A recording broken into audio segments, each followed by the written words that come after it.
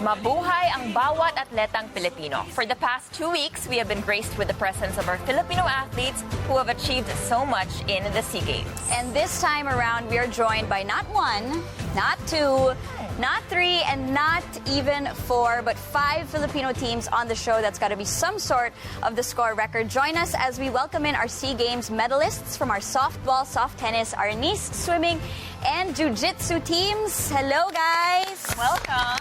And congratulations. Congratulations. This is the first time. I know. I feel like we're going to celebrate. Well, we're celebrating. I know. But this is a lot of people. Okay, where do we start? Why don't we start with softball? We'll start with softball. Fun fact, Ricky and I Yes. are actually softball players. Yeah, so I used to play second base. And I used to play catcher. That's right.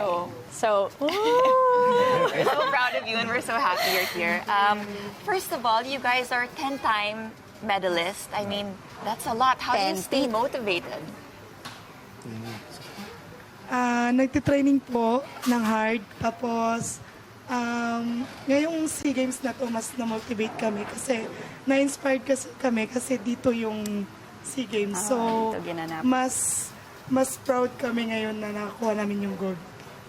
So just in case you're just tuning in, we have with us Celestine, CJ, Laika, Gel, and of course, si Coach Anthony Santos from the Blue Girls. Coach, kamusta yung journey papunta dito? By ensayo, ano exactly yung ginagawa nyo in preparation for the SEA Games? Nag-i-start kami ng 6 in the morning hanggang 10 daily yun. Tapos after ng training namin sa field, nag-gym pa sila, nag-extra.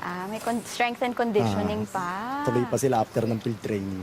So, yung mere fact na nag-10-peat kayo, or heading into itong SEA Games na to, medyo naging kampante ba kayo in a way? Hindi naman. Hindi yun part ng culture ng team? Ano siya everybody ball game. Kumbaga, hindi ka pwede magsiguro, kailangan ilaban mo kung ano yung laro ng softball lang. And Coach, of course, ang dami mong achievements with 10-peat. What's next for you guys? I mean, what's your next goal after this? Wala pa po kasi hindi pa namin alam yung calendar year namin para sa 2020. Paano yung celebration? Oo nga, We're not worried. For sure, mananalo yun. Paano kayo magse-celebrate? Bukas po may po kami, team party sa Cebuana. Oh, nice! You deserve it. Maraming salamat and congratulations. Thank you. Congratulations. Thank you. Let's move on to soft tennis. We have with us Bien Zoleta, Bambi Zoleta, and Princess Katindig. Welcome, girls. Bien, you played alongside your sister to bag the gold. Ano yung pros and cons of playing with a sibling? And be honest, Bien. It's okay. This is a safe space. Sa pros siguro, pag kaming dalawa, real talk yun. Real talk. So, kasi kailangan talaga namin sabihin kung ano yung weakness niya, ano naman yung strength ko, and strength niya, and weakness ko. So, parang no hard feelings. Kasi lagi lang inisip namin na para sa team, para sa bayan. So, tsaka nasa game kami. So, dapat very understanding. Yung consequence naman siguro, para sa akin, yung sa team. Kasi syempre, hindi ko siya lagi pwedeng purihin. Kasi sister nga kami. So, dapat balanse ako tsaka pag kailangan ko siyang sabihan na mali yung ginagawa mo, tama yung ginagawa mo. So, yun. Medyo doon ako yung mga words ko, doon ako namimili talaga pag sa kanya. And of course, Bambi, sabi mo daw sa isang interview, idol mo daw yung kapatid mo. What does she like as a sister? Why do you idolize her so much? Kasi nung pagpasok ko sa team, since ako yung pinakabago, so nakita ko siya kung paano niya i-handle. So para kasi kaming family. So nakita ko lahat ng teammates namin from men's and women's, talagang super high yung respect sa kanya. So kasi nakita ko kung gaano siya responsible from the training, from kung ano yung susuotin, kung anong oras magti-train. So talagang lahat kami sinusunod siya. Walang hindi pwedeng sumunod. Kung ano yung sabihin niya, yun yung gagawin namin. So from there, sabi ko, talagang captain siya and pwedeng ko na rin siya tingin. Kasi siya rin yung nagko-coach sa akin nung pagpasok ko sa team. So talagang, masasabi ko talagang ina-idolize ko siya. Wow. Ganda naman yun, no? Yeah, what a nice story. Nice family. Again, congratulations to our soft tennis team. And then, of course, we have with us our PH Arnisadores. Yes. So we have Elmer, Billy Joel, Dexler, Abigail, Jeddah, and of course, Coach RJ is with us today. First of all, congratulations to our PH Arnisadores. you guys won 20 out of 20 medals. So What a record, guys. Yeah, basically you What a won in record. every competition you joined. You had 14 gold medals, and of course, this is our national sport. We heard that to celebrate all of this, you're going on a very special trip. Can you tell us more about that? Yeah, so I don't know. We thought it was just in the heat of the moment. Senator Miguel Zubir, the president of our association, promised to bring us to Hong Kong Disneyland. Wow! And well, they got Yan our. pala yung totoong medal, no? Yung Kinuha na nila yung mga passport details namin, so... Oh, it's happening. It's gonna happen. Congratulations. Everybody's first time? Nobody's been? Nobody's been? Sama ako din. Hindi pa ako nakapunta. Mamaya. Congratulations. So, Coach, can you walk us through the road to the SEA Games for the PH Arnisadores? So a lot of them started pa with from high school, mga batang Pinoy, ganyan, years of training. And then for the national team, we started our training camp 6 months ago. For a lot of, it was quite a challenge kasi for some of them, first time na mawala sa pamilya and from the provinces. So we're from Baguio to Cebu, Bacolod to Sultan Kudarat and Davao. So it was quite a journey from, and then the 6 months full-time silang athletes. From strength and conditioning in the afternoon, the skills training in the morning. So besides the physical training, yung motivation then, how to keep them from missing their families too much. It was really tough road, pero yun naman, we stuck through it, and then we're all happy now. We're very proud of you, of course. All paid this off. is our national martial art. So enjoy Disneyland. Yeah. Well deserved. And let's go now to swimming. See, Jasmine over here was having a hard time carrying all of these medals. Let's just zoom in on that real quick. We have Jasmine, Sacho, and Miguel from our Philippine swimming team. You guys bagged 2 silver and 6 bronzes. How are you feeling after this feat? It's the most medals I've won to SEA Games because this is my 6th SEA Games. Okay. And I'm getting old, but it's the most events I've joined in and participated in, and hindi ko akalain na I would actually win that many medals. So I'm very happy. And Jasmine, you just said that you participated in so many events. I know you have a funny story. I mean, you won a medal, but because you were so busy with events, you weren't able to receive it? Yeah, so I had to, we decided to have a proxy get my award for me for one event. I wanted to get my awards myself because you never know, it might be the last. But kasi sunod-sunod event ko that night, 3 nights, and I had to make sure I rested and recovered in like 10 minutes before I swam again. So we had another teammate get my medal for me, which was, I think, the best choice naman because I was able to get 2 more medals that night. You must be tired. I know, I was just going to say. Yeah, this Just listening to the story. Just kidding. I'm sure everybody feels that way. That's why everybody laughed. But congratulations once again to our Thank Philippine you. swimming team. And let's go on now to our Jiu-Jitsu team. We have with us Meggie, Dean, Carlo, Mark, Annie, and Adrian. Congratulations. Meggie, you do something so special aside from representing the Philippines. You also teach. Yes? Yes. In fact, I'm gonna go and teach after this. Okay. Yeah.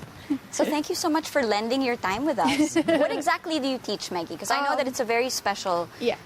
Well, of course, I teach Jiu-Jitsu because we do Jiu-Jitsu. Yes. But apart from teaching, I have this movement. Well, it's not just me. It's a whole lot of people. And the team is incredibly supportive to this movement. It's called Fight to Protect. And it's a movement that fights against child sexual violence.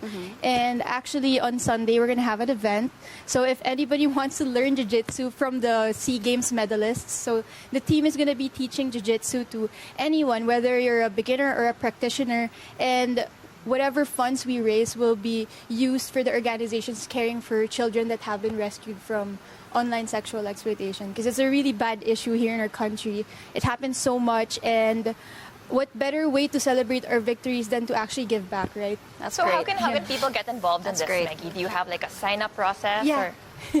We have a Facebook page. I actually have so you guys get to see like what it looks Yeah, like. sure. Go ahead, go ahead. Show our camera. Everybody It's watching called at Fight home. to Protect. So the Facebook page is also here, and the Instagram is just Fight to Protect. The Facebook page, it's just Fight number 2 Protect. Yeah. All So they right. can just follow it and Way to it's all over there. I love that. There's an advocacy I to know. their training. So why don't we bounce off that and we're gonna ask all of these teams here, ano yung dream nyo for your sport? And don't be afraid to really shoot for the stars. You know, this is a dream. What do you dream for jiu-jitsu, swimming, arnis, tennis, and softball? Go ahead, Maggie. We'll start with you. What is your dream? I think better siguro if hindi ako kasi everybody in our team has dreams for jiu-jitsu and I Okay. think Why don't someone we that ask would Carlo? be good. Yeah, Carlo would be good for jiu-jitsu. We were told you have a lot to say, I know. Carlo. So I wasn't expecting, but I could share a little bit. okay, go ahead. I wish that we would be number one in Southeast Asia, easy, like a lot more than now, and maybe I'd like for a lot more young kids to try jiu-jitsu. I think that's something that I'm super interested in, and I think there's some governments, LGUs now that are kind of getting interested.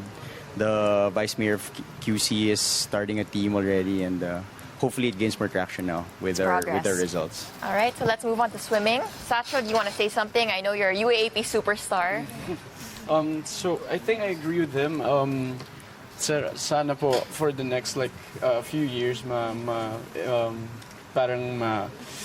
maging mas maganda yung ano namin sa swimming, sa ibang sports that with them jiu-jitsu, arnis, softball, and ang gusto ko lang po is for the government or like the home crowd din po to like promote us din po to like try the sports din. Yan. And we move on, of course, to Arnis. What is your dream for the sport? For us, our dream is to have Arnis to be known in the Philippines. Until now, hindi pa na masyado nakilala yung Arnis, but we have many Arnisadores na nandito sa Pilipinas, and also it was already known in other countries. Our dream, together with our head coach Richardson Dialogo and our president of PECAF, Senator Juan Miguel Zubiri, our dream is to promote Arnis, not just in our neighborhood countries, but also around the world, para maabot pa natin dun sa ASEAN Games or better yet na maabutin po natin sa Olympics po. Yun. We move on to Princess. Princess, by the way, you said that your bronze medal was like a gold. Tama ba? Bakit sinabi mo yun?